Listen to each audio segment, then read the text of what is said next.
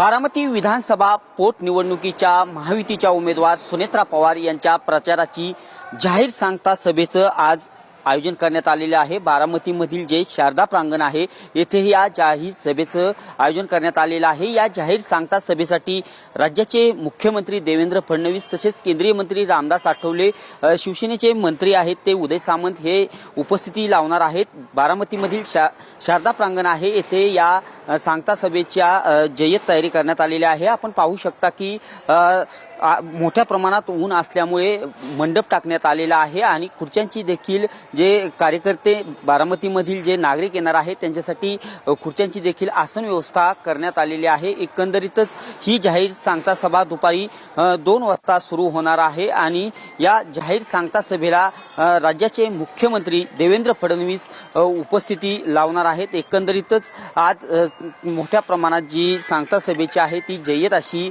तयारी केलेली पाहावयास मिळत आहे आणि दुपारी 2 वाजता या जाहीर सांगता सभेचं आयोजन करण्यात आलेलं आहे आणि मोठ्या प्रमाणात जे महायुतीमधील जे नेते आहेत या जाहीर सांगता सभेला उपस्थिती लावणार आहेत। एकंदरीतच जाहीर सांगता सभेची जय्यत अशी तयारी झालेली पाहावयास मिळत आहे। कॅमेरा पर्सन कृष्णा सह दीपक कापरे, TV9 मराठी, बारामती।